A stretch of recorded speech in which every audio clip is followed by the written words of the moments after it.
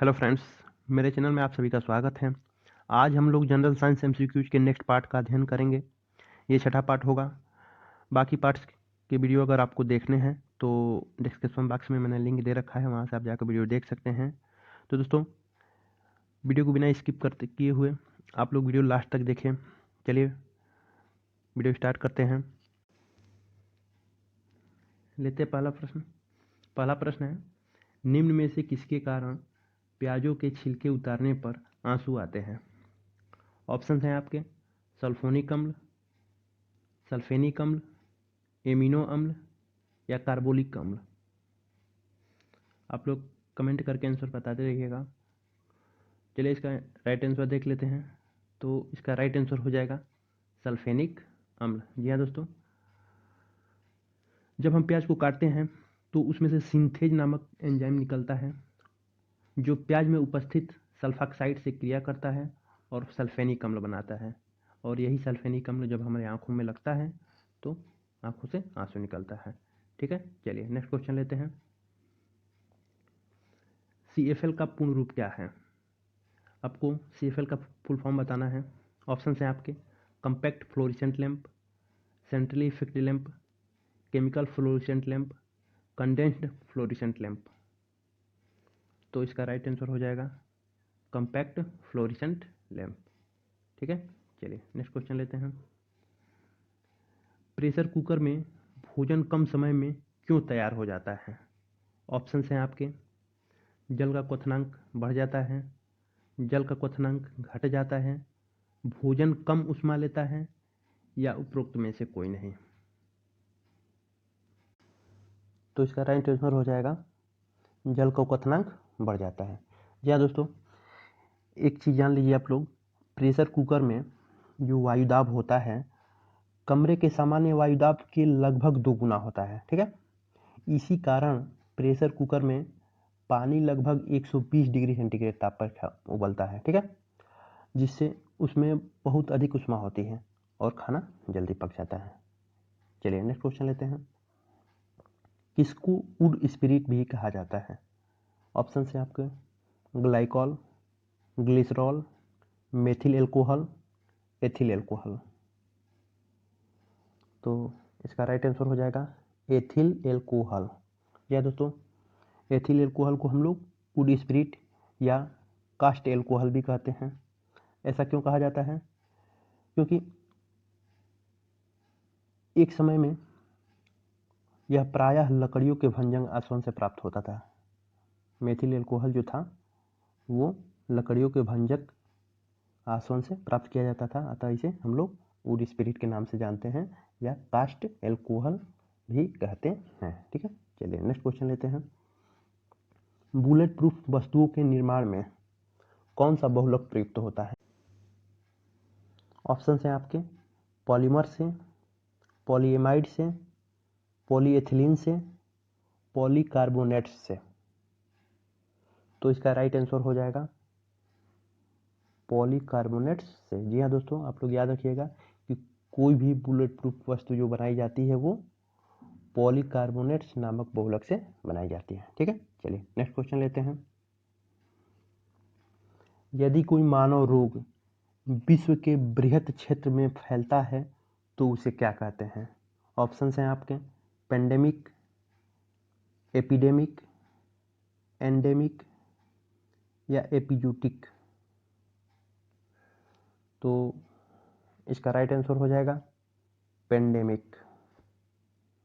यह दोस्तों, पेंडेमिक से पहले हम लोग थोड़ा एपिडेमिक को जान लेते हैं। दोस्तों, जब कोई संक्रामक रोग किसी निश्चित जनसंख्या में, ध्यान देखिए, किसी निश्चित जनसंख्या में बड़ी संख्या में लोगों में कम समय में तेजी से फैलता है तो हम इस स्थिति को एपिडेमिक कहते हैं। क्या बताया मैंने? जब कोई संक्रामक रोग किसी निश्चित जनसंख्या में बड़ी संख्या में, ठीक है, लोगों में कम समय में फैलता है तो इस स्थिति को हम लोग एपिडेमिक कहते हैं। और जब एपिडेमिक स्थिति का विश्व के बृहत क्षेत्र पर यानी अधिक से अधिक क्षेत्र पर विस्तार हो जाता है तो हम उसे पेंडेमिक कहते हैं, यानी महामारी इसको हिंदी में कहा जाएगा। जैसे कि आप लोग देख रहे हैं कोरोना इस समय महामारी बना हुआ है, तो हम लोग कोरोना को पेंडेमिक कह सकते हैं। ठीक है, चलिए नेक्स्ट क्वेश्चन लेते हैं। विटामिन ई का महत्वपूर्ण स्रोत क्या है? बताना ये है कि विटामिन ई का महत्वपूर्ण स्रोत निम्न में से कौन सा होगा। ऑप्शन है आपके ताड़ का तेल, नारियल का तेल, गेहूं अंकुर का तेल, सरसों का तेल।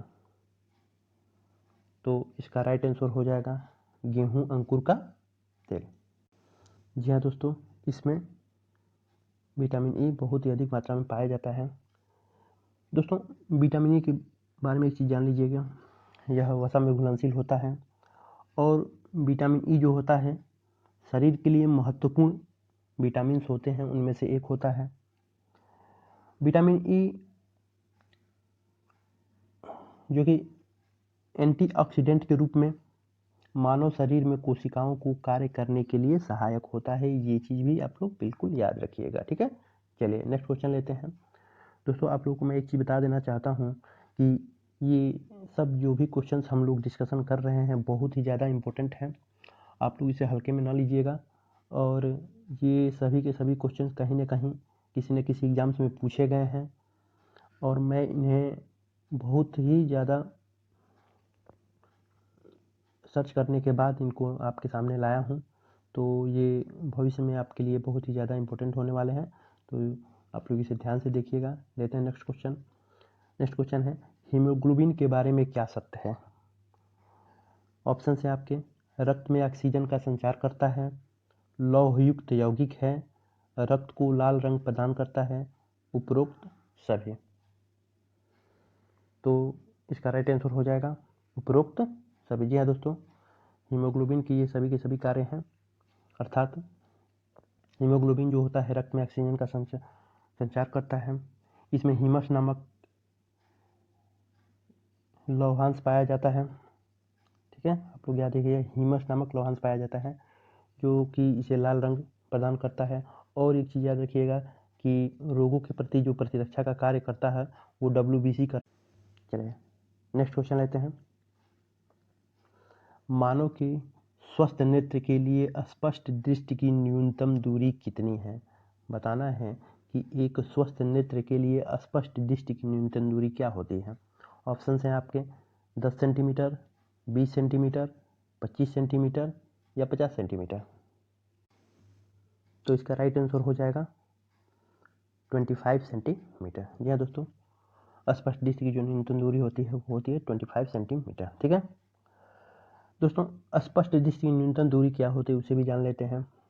नेत्र के सामने वह निकट दूरी जहाँ पर रखी वस्तु नेत्र को स्पष्ट दिखाई देती है, नेत्र की स्पष्ट दृष्टि की न्यूनतम दूरी कहलाती है। दोस्तों, आप लोग एक चीज़ याद रखिएगा कि स्वस्थ मनुष्य के स्वस्थ आँख के लिए यह दूरी जो होती है 25 सेंटीमीटर होती है। ठीक है, चलिए नेक्स्ट क्वेश्चन लेते हैं। बिग बैंग थियरी किसकी व्याख्या करता है? ऑप्शन है आपके स्तनधारी जीव की, हिमयुग की, ब्रह्मांड की या महासागर की। तो इसका राइट आंसर हो जाएगा ब्रह्मांड की। जी हाँ दोस्तों, बिग बैंग थियरी जो है ब्रह्मांड उत्पत्ति से संबंधित है। इस सिद्धांत का प्रतिपादन जॉर्ज लेमेंतेयर, याद रखिएगा कौन, जॉर्ज लेमेंतेयर ने किया था। बाद में रॉबर्ट वैगनर ने वर्ष 1967 ईस्वी में इस सिद्धांत की व्याख्या प्रस्तुत की थी। ठीक है, तो बिग बैंग थियरी जो है आप लोग याद रखिएगा ब्रह्मांड की उत्पत्ति से संबंधित है और इसका प्रतिपादन किया था जॉर्ज लेमेंतेयर ने। ठीक, चलिए नेक्स्ट क्वेश्चन लेते हैं। निम्न में से कौन सा अनुवांशिक रोग नहीं है? बताना ये है कि कौन सा रोग इनमें से अनुवांशिक रोग नहीं है। ऑप्शन है आपके रतौंधी, हीमोग्लोबिन, रंजकहीनता या वर्णांधता। तो राइट आंसर हो जाएगा आप लोगों का रतौंधी। जी हाँ दोस्तों, रतौंधी जो है विटामिन ए की कमी से होने वाला एक रोग है। बाकी जो तीनों रोग हैं हीमोफीलिया, रंजकहीनता और वर्णांधता, ये अनुवांशिक रोग हैं। ठीक है, चलिए नेक्स्ट क्वेश्चन लेते हैं। एक कटा हुआ हीरा जगमगाहट के साथ क्यों चमकता है?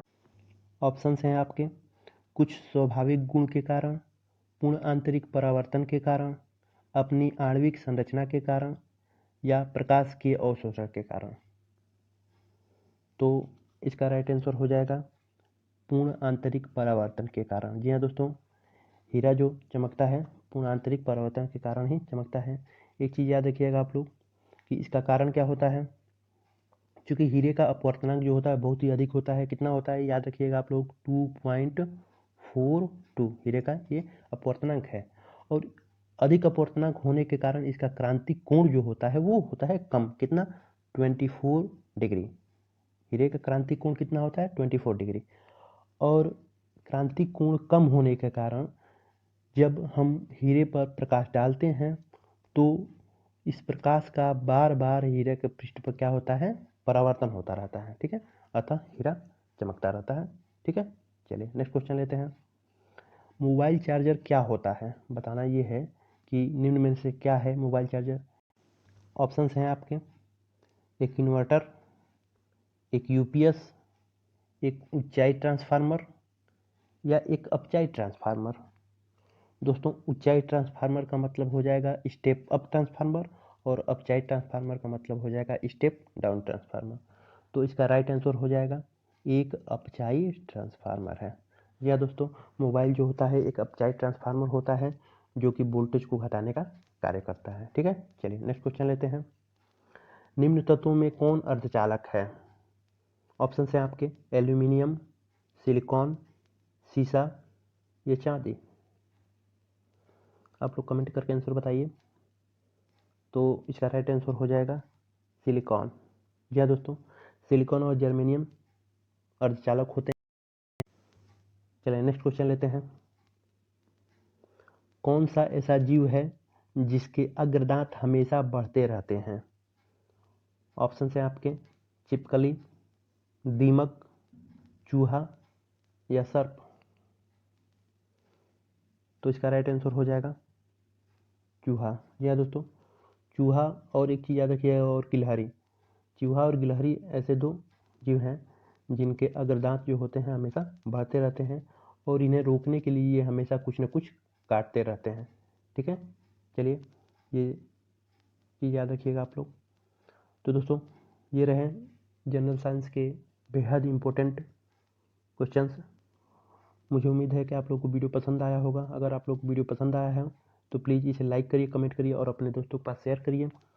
अगर आप लोगों ने मेरे चैनल सब्सक्राइब नहीं किया है तो प्लीज़ सब्सक्राइब कर लें और बेल आइकन भी दबा दें। तो मिलते हैं आपको नेक्स्ट वीडियो में, तब तक के लिए धन्यवाद।